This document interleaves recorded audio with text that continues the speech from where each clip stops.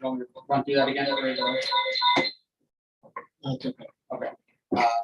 The second party that we did was a wedding at the Tetz family Clydesdale farm. The revenue from that event was $11,710. The cost of goods sold, which again is the food, liquor, the things that we had to purchase, was $3,513. Labor cost was just about $3,000. The operating income was, operating expense was $585 for the total bottom line revenue of $4,684. For, So when you quote these numbers, yes, total line revenue, and who is that split with the town? Is that That's going to you or? all of the revenue that we make at the golf course is the town's revenue.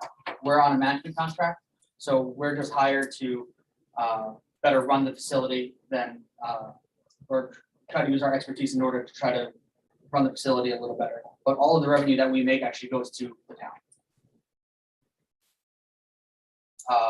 The car rally, revenue was $7,150.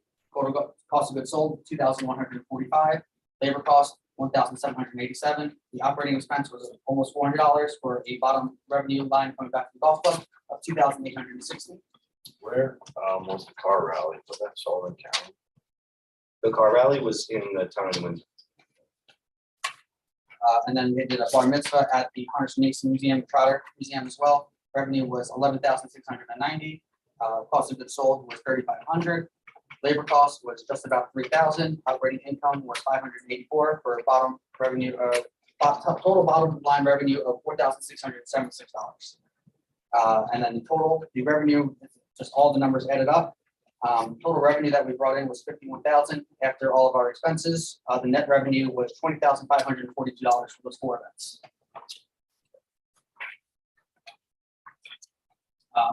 For the offsite catering for 2022, we were able to partner with the state of New York on something called the Restaurant Resiliency Program.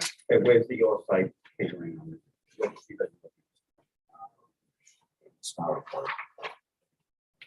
it? Page 3.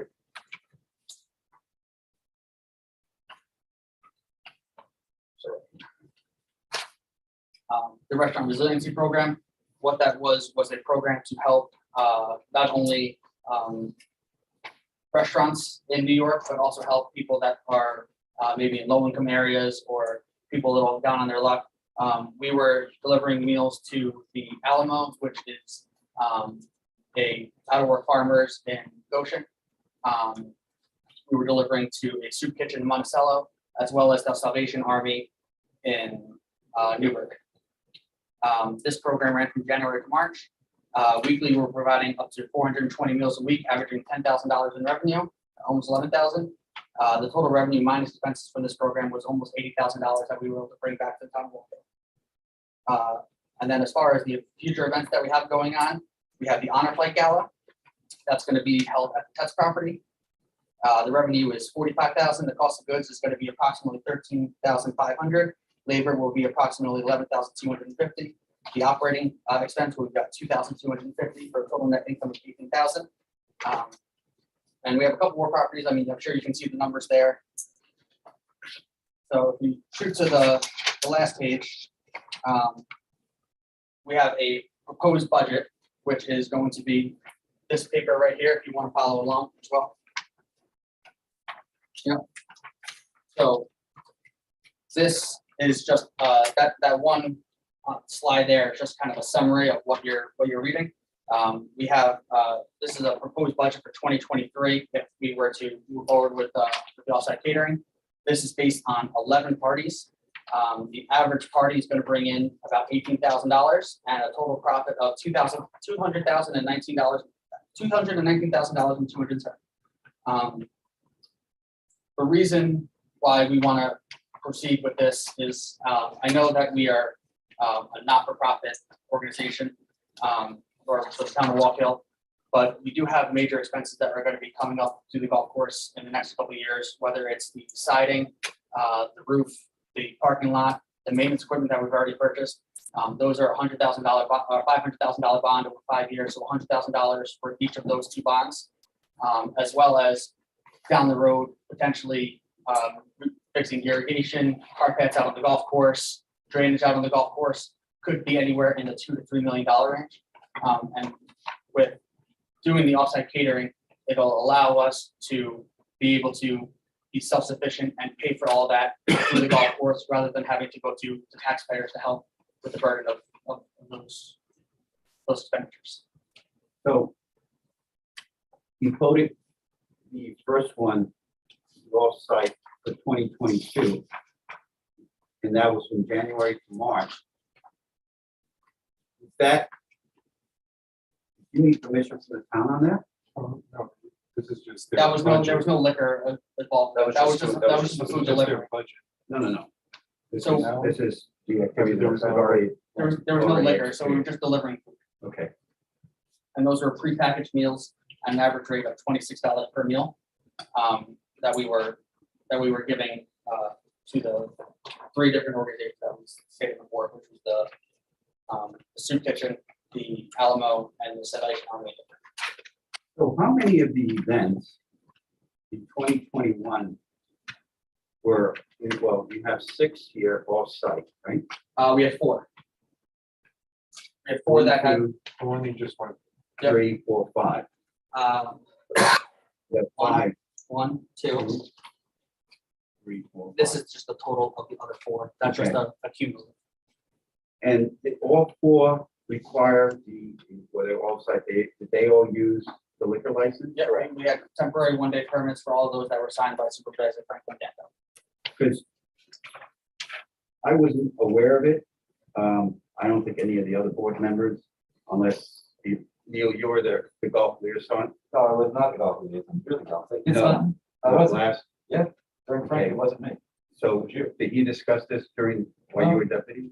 Because obviously we're concerned with the liability that is given to the town on that, and I think Frank was looking into that. So how many of the forecasted events you're looking at that would require that liquor license? 11. Just say it's 2022. 2022, we have 5 events and 4 events that are in here. That are in here. 11 for 2023. If we were to move forward and start selling, we think that we could project 11 for 2023. I'm under the impression that the liquor license only do 4 a year. No, you can do as many as you like. You just have to apply separately for each event and you pay $48 to the state per bar. So if there's 2 bars, you're paying $96 just to get the permit, essentially. And with the budget, that was just for the Pets property. That is just if we were to start selling the property today, how many events that we think we could book between now and, let's say, next April, May, or June. I think that has the potential to be 20 or 30 events 3 years down the road. It's really all just gonna depend on how many people we can get up here to see the property, based on how many people we've had to sell into last year. Last year, we hired Corey in March. We sold 4 weddings for September of last year. We have about 30 weddings booked for this year at the town of Walker Golf Club. So based on, granted, it's gonna be a little bit of a different clientele when the per plate is as high as it's gonna be at the test property, but we're confident that, I mean, I think 10 to 11 is probably on the low side if we would start selling today for next year. So the off-site is really whatever you do at the golf course, is give it, it's what we hired for. Yep. But the off-site, who's your competition there? At the offsite, Yeah, when you, well, obviously, I know Joe, Ted's and family very well. He just truly wants us to be the only people that can get there. yeah. Are you talking about that's other something that- events? Other events. Oh, Who are you other competing catering against? calls. Who? Because when I say you're competing, so the town will be competing. Yeah, I really don't know if there's anywhere in Orange County that is offering the same type of venue that we're offering here. At the price point. I mean, we're gonna be looking into Westchester County, Long Island, New York City. Now, who covers With the the town's cost? license, I'm sorry, using the. No, No, I'm just talking Looking about to sell the people to that are get gonna be the coming leads, to have the to wedding show the at Test are property. gonna be coming from those areas. So these costs here include all equipment and utensils and setup and prints and everything else that you have to do. So When it's most offsite. of the equipment that we have is this stuff that the town of Walk Hill already owns and possesses that we purchased, either we had before we came on, or we purchased for the town of Walk Hill since we started, in order to do these events at the town of Walk Hill. Most of it is just gonna be used. The things that are gonna be rented is more of the ovens, grills, plates, silverware, china, that type of thing. But if you need, let's say, the big event, for whatever reason, you need like tent, so you would purchase it on the town's dime. No, so any tents, anything like that is going to be through the customer, the host. So right now, Mr. Tex is actually in the process of putting up some barns. One is already up. He has plans to put up a second one that's gonna be covering the patio. So there's not gonna be any tents or any structures or anything like that. He wants to put in a kitchen for us as well. So if we get to that point, we can have a kitchen there that would also be a tour event that we're going to be able to bring back to the town of Waltham. My concern. This was done last year. Sitting here with them on the board, no one knew this was happening. So you guys went and planned these events this year. Yes, I'm not saying it's your fault, but naturally, if we're at a liquor license, we have to approve this. of course. I don't know if that's gonna happen. Because just looking around, this happened last year, the liability without anybody knowing this was happening. It's not on you guys, because I want to assume that you guys thought the board knew, which is why you went and did it. I don't know. Yeah, I mean, we had multiple meetings with Frank last year about all of the events, about our what we would like to try and do in 2022 and 2023.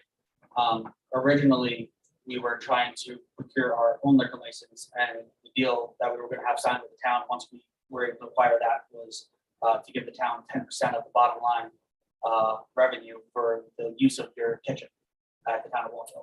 And then we were going to have our own liquor license on the outside, but unfortunately, my legal team has not been able to find a way to make that an easy enough transition for us. Again, they think that this is a home run of an idea. And for as far as Troon, the reason that they're thinking that this is a good idea for them as well, obviously, because they are a for-profit business, is that in the contract with the town, anything over $250,000, there's an accelerator that we would get a percentage of that after that. So rather than try to charge or sign a separate second agreement for the Ted's property, this is just an easier way for us to get there. How many meetings did you have? I want to say we probably had 3 or 4 meetings with Frank last year. At least 2 of them in this room. And for each one, we talked about the offsite parties. I mean, we had to let him know what was going on so he could sign the liquor license. So I mean, he was well aware of everything that was going on.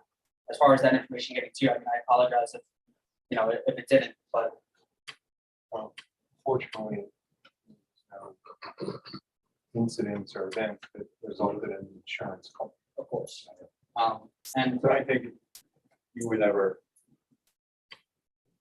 Yeah, we apologize for that. We thought we were going through the proper channels by going Sonic Road. yeah, the good news is nothing happened. exactly. What this board has to decide is what they want to do on forward. And of course, That has to be done. I'm sorry, I can wait till, go ahead. well, one thing that we wanted to mention is that we would still like to pursue these opportunities even without a liquor license. If the liquor license is the only thing that's going to be holding it up, we can go through different channels in order to have someone else provide a bar. And there's plenty of people that we know being in that food and beverage business that are be willing to take on that liability and service the bar for us for the weddings that we have, and especially some of the ones that we are already contracted for. But I mean, that's completely up to How would that affect your bottom line then? liquor is definitely a big money maker. It's probably about anywhere from $30 to $40 per person per event. For an open bar. So I have some concerns about insurance and risk. I mean, those Supposed to great sense. there is, you're talking about offsite. What we're paying for is to manage the town asset on the town site. Of course, And that's what we're covered for. And or we can't put that at risk. This is a taxpayer asset. We can't put that at risk for the sake of just earning profit. No. Like, we have to make sure that we're looking after their best interest, that, the insurance is covered, that, all those things have to be put in place, because it's a potential liability. No, I You know, agree. if we lose our liquor license, that's the golf course. If we lose, if somebody gets sick at an offsite event, that's the golf course. You know what I'm saying? Yeah, no, and I agree, and I'm sure Will's gonna bring all this stuff up. yep, and like I said, I'm not a lawyer. I've only spoken to our legal team and, been able to pick on some of the lingo that they've laid down to me. I know that they said when if we were to indemnify you, that doesn't necessarily mean that you're not going to get sued, So, and I again, when they say they indemnify you, I don't know what that means as far as a year down the road, if we would be liable or what the actual the channels are. The way they kind of described it to me is that when a lawsuit happens, they would sue you, they would sue us, they would sue Tex, they would sue the people that were having the wedding. They're gonna sue every single person, and then it kind of shakes down until they find out who's actually responsible or who's actually liable. And I don't know if our indemnification of you would help anyway down the road with that at all. Not as much as comfort level for a nervous lawyer. And then my other question would be, would it be better for the town on a liability side, that's the that we're talking about, the make or break of this deal being done, with the number being higher, like the revenue number being higher or lower? Like, I didn't know if there was a revenue number that would need to be It's, met in order to make the. I appreciate the question, but in your presentation, you said all of this revenue would be coming back to the town. Yes. But, so the revenue number is irrelevant to this discussion. The threshold question is, can and should the town be doing this with or without the liquor license being involved? And that's what this board has to discuss. And that's, I think, the point, the fact that you don't, because the revenue is coming back to the town, the risk is ours. Whether you indemnify us or not, we're the ones profiting from it, Well, yes, right? yeah. So At the the same- idea is that your indemnification, I would think, and I'm not an attorney, but I would think our indemnification it wouldn't hold because of the fact that the revenues are ours. Well, we're the It operators. was, To a certain degree. yeah, but there are questions that are obviously not going to be answered tonight. But there's Of course. a lot of stuff to talk about here. Yes. As far as events that are scheduled, this month or what have you, I mean, we have to, as a board, When is the first event? June website. Yeah, that's the 19th is down at like that one. And like I said, where is if- that? That's not- Julie, yes, Yeah. And then July 4th is the July 3rd. July 3rd is the holiday dinner at the Fireman's. and then July 10th. You guys are for the vendor of the hunt, aren't you? July 3rd as well.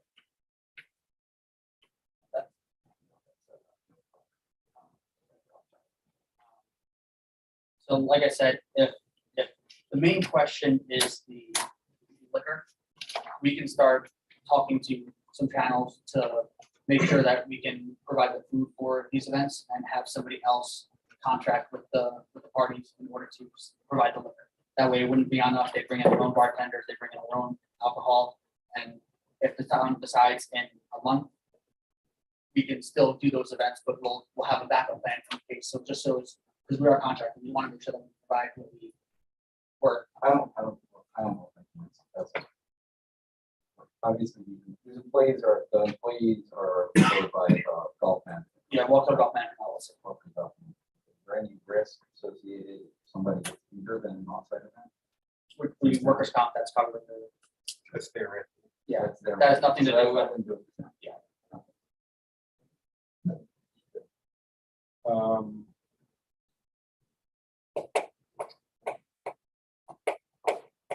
And for these events, right now, you have scheduled, the liquor license, which town supplies, assets, what have you would be using? Town equipment? For the offsites, yeah, of course, we'd be prepping everything in our kitchen at the golf course.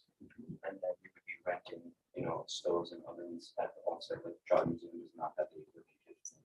So I use rent probably commercial rentals, the convection oven, 6 burner gas, propane, everything comes from them, set up outside. And then Other than the food and prep you doing at the Pacific Art Facility? Do you take anything else with you from the town to do the offsite events? Some garbage cans, maybe some platters, and like chicken dishes. chicken dishes. So dishware, silverware, Well, all of the silverware that's gonna be used for the guests is rented from Orange County Rental, so all the plates, Most of our whatever. offsites, we include plastic, high quality plasticware, and that's what most people do. Like the honor flight, it's gonna be all plastic. I think the wedding is getting all their china, silverware, all that, and then brought there. so other than just the food and some serving dishes, nothing really. No refrigerator, no equipment, no golf carts, nothing like that. No vehicles. No, nope. We, Rent to you also.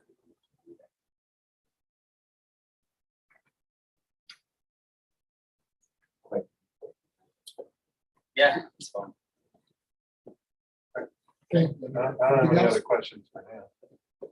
I think the one thing it says is that you guys, obviously do a good job as a golf course. I can say that. because I know we all appreciate that. Yeah, I mean, we can definitely say that the golf course is by far way better than it has been. So Yeah, I thank mean, you guys for doing such a great job out there. So one last thing, and I know that, I don't know if these were ever presented to you before.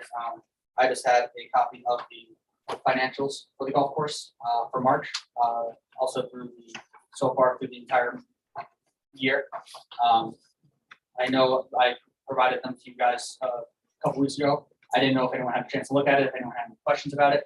I know they're in a little bit of a different format than most of your other financials, so I just wanted to know if, while I'm here, if there's any questions that I can maybe help answer or just run through real I was quick. looking for last year. Yeah, last year. Oh, I can send those to you. Yeah. Have you been giving these to the controller? Yes, yeah, Tony has all of this. We can always email questions. Yeah, you can feel free to call me, text me, email me. No, I have one. I don't have one. And like I said, if you have any questions about anything, let us know. But as far as the town is concerned, is the offsite catering as far as food a problem at all? Even like drop offs or staffing, anything like that? I think that's something we're gonna. Just to talk about that. Okay. Is there a good time for me to follow up with you? Or, Well, I'll reach out to you. sounds great. No problem. Pat. Thank you very much for your time. Thanks, guys. Great job. Thanks, Thank you. Corey. Good night. Okay, next we have Middletown Motel sent us a bill. All they're looking for is a payment. Weren't they on? Well, something Because happened there with was the there was- transmitter or something. And they went out, they're going out tomorrow to change the transmitter. Well, they're willing to pay the entire bill. They don't want anything weird. They just want a payment plan for 12 months or 24 months. Right? Yes. All right. How much do they owe? What? How much do they owe? 19,000. I make a motion to give them a 12-month. Second, 12-month. for you to work out the payment plan. 12 months. Second. All in favor? Aye. Opposed?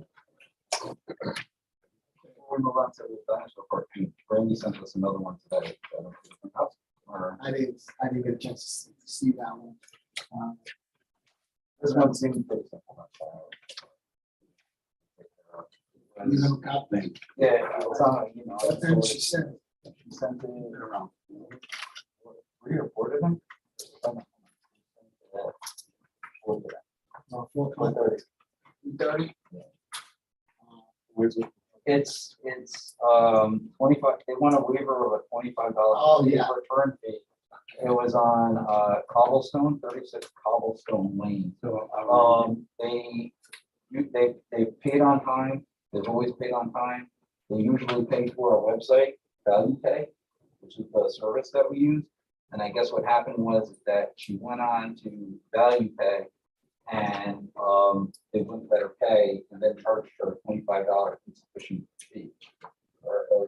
No, we charge them. Yeah, we charged her She $25, right, because, but she paid the bill and she paid on time because she paid today and it was due May 16th. So I'm not even sure why. No, she actually, no, they let her pay, Okay, and she actually went to Value Pay, but Value Pay rejected right, payment, saying that there was no existing account. right. Was found causing the town to then assess the $25 fee. Right. So, I mean, her initial bill was $20.56, Right, and she got a Paid. $25 fee. and she's paid for the past 11 years On on time. the same address. So I'll make a motion to waive the $25 fee at 36 Cobblestone Lane, for the, or the return date, yes, a $25 return. I'll second that. All right, we- All in favor? Aye.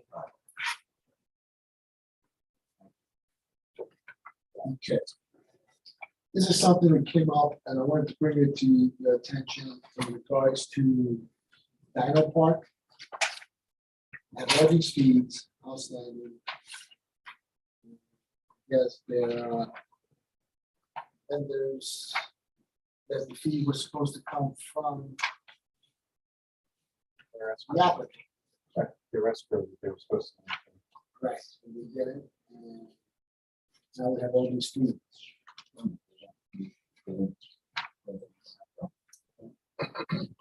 then they got happy when they were denied, so they wanted to come back. Also now. rejected. They want to come back. I just, I was involved with this as Mark was through the whole process.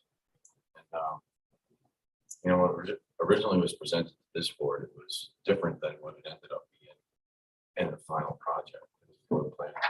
Thanks. But I think that, right away, they should have been sent to the ZBA. The ZBA should have made a determination, once it was determined that they were gonna have rides, things that would fall into an amusement park setting, it should have went right for interpretation. I was just looking through some of the bills, and, we got lawyers spending 12 hours, 13 hours. What's the total on a lot? Like you're looking at, there's $14,000 ones, there's $3,000. Well, I'm looking to see, $5,000. and some of them seem to be good, so I'm trying to figure out. A lot of money, but you know what, I gotta say this, I really don't, you're not guaranteed. And you go through the process, you're not guaranteed a yes. That's the chance you take. Right, but what I'm saying is, I think that, I don't know why it didn't go to the ZBA earlier before you had people spending, absorbent fees on this stuff. It's just that something that I see, I get that they have to do that, like Mark said, there's a process that has to be followed. But, it went for a year. How much money do they actually cover? I don't know, I saw like, We have. well over 20 there. I think they're over a little, about $25,000, maybe more.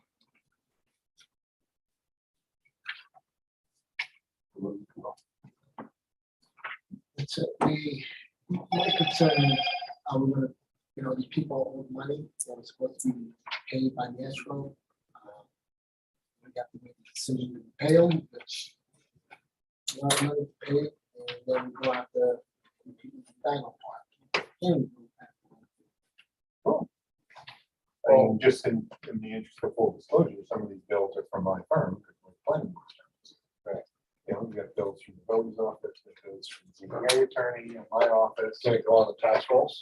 Well, There's no They problem. don't own the property. They were a contract bandee, I believe. When they were denied, they hit the road. Okay. So.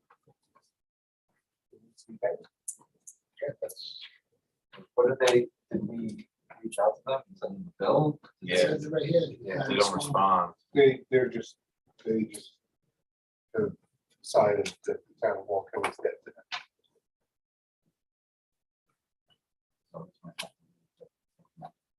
Mhm. Or Well, potentially.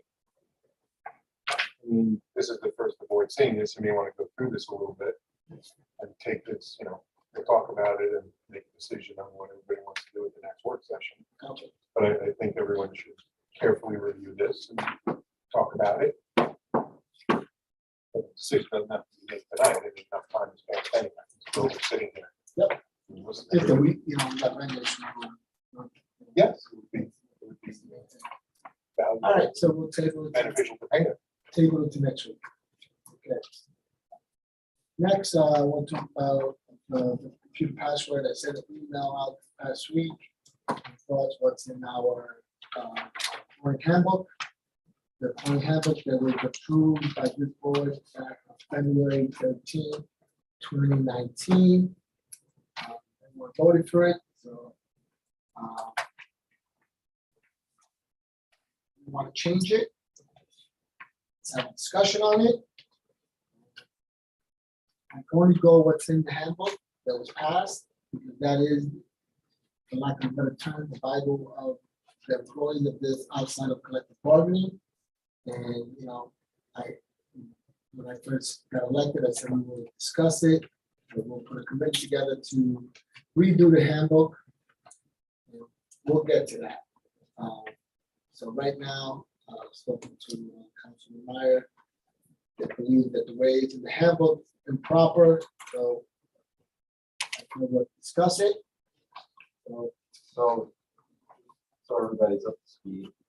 The policy sent out said that all employee passwords have to be written on a piece of paper, placed in an envelope, and given to their department heads. Correct? So in reading, that's what's in the handbook, yes, I understand. Local government management guide, practice of internal controls. Basically in 9-2-9, disguise passwords upon entry into the computer, such as showing asterisks on the screen and the password typed in. Passwords that are stored in the network should be disguised. Nobody should be able to obtain a user's passwords, even IT administration. If the user forgets his or her password, IT administration can reset it instead of retrieving the original password. This control is important to ensure the security of each user's account. Encourage, so 9-2-8 says encourage users to refrain from writing down passwords.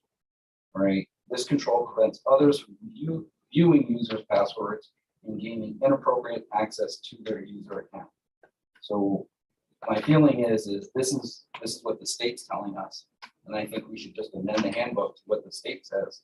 I understand why it's in the handbook, because it does clearly state that we need to notify all employees that what's on their computers is not personal, and that everybody, that it's public domain, essentially. But the idea of having users' passwords on pieces of paper spread around town in unsecured locations, I feel like it's a really terrible idea. So I feel like we should make sure that that is not the case and that we should follow what the state I think guidelines. the state is talking about though, it's like, we all have 100 passwords in our life, right? And it's tough to, and you do have to fight that urge to write it down so you remember it. I remember going away on vacation for 2 weeks, come back, completely forgot my password, So I understand, like, that's what they're saying, it's, don't have it around so that, this guy can see it or that person. I don't think that's the case. I mean, we put it in the department head should have it in a secure location. It's in an envelope, it's sealed. It's, God forbid something horrific happened to that employee. You can call it. Yeah. Well, And they can you? Yeah. Well, what I think, Edmonds can do it, absolutely. what was also discussed the last time, I think you brought it up, was I think this was some emails. Instead of having it in a central location with a lock, I think that has some merit. Yeah, oh, absolutely. So We can do that. I think if they were in, they get collected by the department heads, which is what the handbook says. And then this board says, okay, everyone take the envelopes and they're gonna go in a lockbox in the supervisor's office with a lock. So if there is that situation where somebody is unavailable for some reason, whether it's, God forbid, something catastrophic or something else, that person's work computer can be accessed. I don't think that's necessarily a bad idea to have it in a central location Well, and locked up. That was the that was intent, other. the intent of the law when it was changed, the policy was to ensure that there was no password that was not known in the law, right? We have specific policy in writing that tells everyone that, hey, the computers that are sitting on your desk do not belong to you, they belong to the town. And anything inside of it belongs to the town. The idea that people are posting passwords, you know, that is a practice that is archaic, that shouldn't happen. If it's happening, they should be told not to do that, but I don't know too many people that have so many passwords that they have stick-ons on their computer, and they shouldn't do that. The department head collecting those passwords and centralizing them is again, it's centralized. They're locked in the desk. And then the supervisor has the same ability to store those passwords, and he has those passwords. I don't think that they're being exposed in any way. There's risk, yeah, when people post their passwords on things. The other thing is when they type in their password, we've already put in place, they're already camouflaged. Passwords do not pop up. So, you know, the other thing, what we should be looking at, which is a real problem here, is that passwords are not being asked to reset, to rename on a periodic basis. They should be renewed every few months, every 6 months. The other thing that should happen, is that when there's a new administration that comes in, everything should be reset, just for the purpose that there's a new administration. It's a fresh start, you know, just like you change the locks when you buy a new house. So those are practices that need to be put in place that are not in place right now. And so we should really get back to BAS and say, hey, on a periodic basis, whether it's 3 months, 6 months, we should be asking employees, your password's due to expire in 4 days, reset your password, renew your password, type in a new password, and we give them the guidelines as to what they should be: 8 characters, 6 characters, special characters. As the day goes by, your password's going to expire in 4 days, your password's going to expire in 3 days.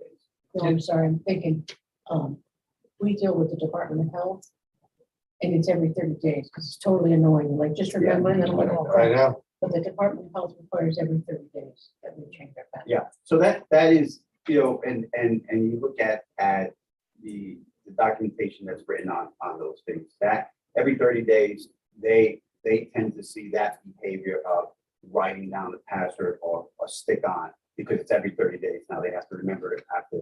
So they've increased it to every 3 months, every 6 months to redo your password. And that should happen. I think the idea of just making sure that they're not written down all over town. I think either I would say, we're not writing down at all, or if we're gonna do it, they get into a central location in the supervisor's office. The supervisor has a logbook. We talked about this before. The supervisor has a logbook. If somebody needs a password, they have to log it out, say what the intended use is. When the person comes in the next business day, that password gets reset when they're done. I think that would probably be the best approach. The idea of, I can only see what's gonna happen if passwords are maintained all around town. You know, if there is a security breach, you know, and they say user A, the security breach is user A, they're gonna go to user A, and then user A will say, well, you know, it wasn't me, you know, and then they're gonna say, well, who else has your password? Well, my department head has my password. Then you go to the department head, well, you know, was it you? And the department head says, well, it wasn't me. Well, who has access to your office?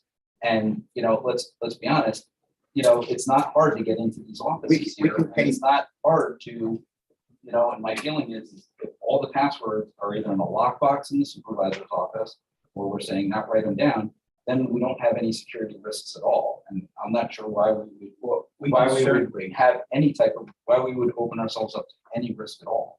we you can know. certainly, create any risk scenario, right? Because risk scenarios are constant. They can be attacks and everything else. So you have to find as to what risk scenario is your level of content where you can address it. So yeah, we collect the passwords. We have the department heads collect the passwords. It's centralized there, and we can certainly lock them up in the supervisor's office. And if for whatever reason someone needs that password, they, so we can ask, but the thing here is that we should definitely see why people are resetting their passwords. So right now, my understanding is they can reset their passwords just by calling DAS. And that should be very, very limited. So, the only reason you reset your password is because you forgot your password, you typed in it X number of times and now it expired or now you can't get Or in. if you're like what happened in Luis's office, where there deemed to be a security breach in her computers, right? Her people had to reset their password. If you log into your computer and it says somebody else has logged into your computer, you should absolutely change your Yeah, password. we looked into that. There was no, You couldn't find anything. we didn't else? find any, No, but I'm just saying. there was a glitch in the system.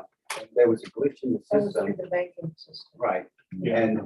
And we looked into it and we even had DAS look into it. We called the bank. There was no intrusion on passwords there. Fortunately, because it was. We thought that the conclusion was that there was a glitch in the system and it was either through an MRA, a maintenance release that they were doing. We don't want to or get too anything else. much into this public section. Well, that is public information, MRA. But anyway, to that case in that department, we found that there was no intrusion. But in those instances, before we knew that, that would have been a reason to reset the password. Because we should have done that. That should have been the first thing that should The have been bank done. requires it as well. Yeah. The bank requires So- you to reset. So there's a couple of issues. There's obviously some of the other stuff in the handbook and the password policies, but excuse me, the way the handbook now is written, the supervisor's memo is correct. Point being, now we just take that a step further, and that doesn't require amendment of the handbook. It's just like, okay, department heads, collect them all, and by direction of the board, they're now to be kept in the supervisor's office locked up, and I don't see anything wrong with that. I like the idea of having a log book at the book. That you have to say, department heads have given me. We had this conversation. Yeah, this is It the wasn't February officially, conversation. it Wasn't an like official. so. Oh, we were But that's, there's So nothing wrong with that. so can I make that motion, or do you want to make that motion? to make the change? What do you guys say? I don't think it requires a motion. It's just a- No, it's just so, because it's an extra step. Let's have the board all agree on it and establish that the passwords are going to be kept in the supervisor's office with a logbook. Anytime some department head or somebody else needs a password, or even if BAS needs it, and they can, that it's provided to them.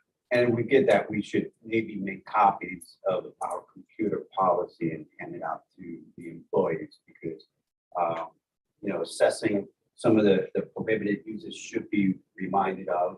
Sure. Assessing or attempting to assess data files of another person, harming or destroying data files other than editing or deleting information in the normal course of one's job. Use of non-business software, use of entertainment. Those things really need to be reminded of. So how do we, so we're all agreeing to this, and you're saying we don't need to make a motion? No, I am saying, Make a go motion. ahead and make a motion to I'll make a motion. establish a directive for the supervisor. Can I say this? Yeah, go right ahead. Okay, the supervisor to direct the department heads, once they collect the passwords from each of their department employees, to turn them over in sealed envelopes to the supervisor, who will keep them under lock and key in his office with a logbook for when those particular passwords are accessed. And at any time passwords are updated, those also be provided to the supervisor under the same conditions, and that, motion, but the current computer use policy be circulated to everyone as a reminder of the appropriate uses of town computers. I'll second that. May I just ask a question? Are we just referring to the password to access your desktop Yes. or passwords to access software? Does this how? Desktop. Just to log into the system. Yes. Yes. So I'll make the motion, I second. second by Councilman Meyer. I'm gonna do it in I think I will. Call the roll. Mr. Point, Yes. Mr. Allen, Yes. Mr. Meyer, Mr. Johnson, Supervisor Serrano. Yes. I have an answer here. I think you. I think I can say make a storing. Can you remember everything you said? Well, it's recorded. I'm actually not that, I'm used to it. Storing, Okay, He's got that. storing the collection of all passwords and then supervising. Under lock and key with the appropriate logbook for signing out and access. So I'll schmaltz it up. okay, that's it. I make a motion to go to executive. I have one thing to speak about. Personnel, A particular employee particular of the employee town of the town. So, related to their compensation. Just before we close, I spoke to Neil a little bit earlier, and a meeting today with Heidi from JFS. And we're gonna be ramping up. You and I spoke about maybe doing an afternoon thing. She's got a lot of plans. John is now going to be our coordinator assistant from JFS, and we're now in a different program with them. We pay a little bit more money every year. John will be coming next Thursday. I'll send you an email. John and Heidi will be coming next Thursday. We're Anybody want thinking that water? Thursday afternoons will be the day that John will Eric, come here. anybody yet? next Thursday. No, Well, Jen. next Yes, please. Thursday, just to take a walk around and see what we're doing. And then Thursdays will probably be his day that he will designate 3 hours to us. And I told Heidi that we probably would have someplace here where we could have, if he needs a place just to make phone calls or whatever. Okay. Use his cell phone. But it was a very productive meeting. They have a lot of changes coming their way. They have a new executive director. Yes. They're rewriting the RAP cards that we currently have. They have a new financial assistance program that she brought me some information on, that we should start pushing out to people, because if there are people that have issues with rent, they do have federal monies available. You So, got some money. yeah, so it was a very productive meeting. And we're gonna be like ramping up the JFS. Okay. business. We probably could get them the room behind the town board. The room behind the town board. That's what I was thinking, that, he could be back there. We have a very active group of volunteers right now and a very active group of neighbors. So our plans are to go visit the different senior complexes and set up some meetings with those folks, because I said, I think the seniors of today are not like they're not the seniors of years ago where they were, just stayed home and didn't do anything. And I think now we have seniors that probably some are still working and probably would have, they ask for 3 hours a month is all they ask. We're also going to be involved with the Girl Scouts, because they would like to involve the Girl Scouts in some of this. And Sharice had said previously that she was interested in that. So I'll be bringing a bunch of stuff to you, just, to give you updated as to what we're doing, because we're going to ramp it up. Thank you. All right, and if we know anybody who's interested in advisory board, they do not have to sign up. They're having a new program where they're going to run 4 training events of an hour and a half each. And that will just be like the guidebook of what it means to be an advisory board member. You don't have to make a commitment. They just think that if they show more people what it's about, more people will say, hey, I got a couple hours a month that I can do that. And that's not to volunteer, that's to be on the advisory board, which will be the publicity people who will push the program.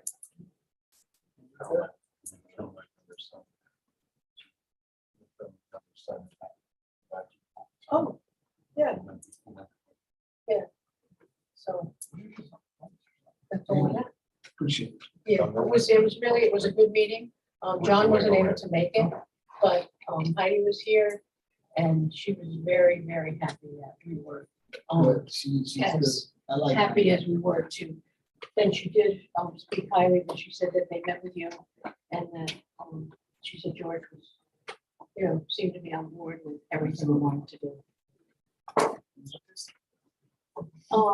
Well, I don't know what condition it would be when I return. That's the only problem. All right, thank you. We're going to executive. Won't be, Somebody make a most likely won't be. motion. Okay, Yeah, made a motion. George did it. You already made a motion. Somebody Yes. second. All in favor? Aye. Good night. Good night.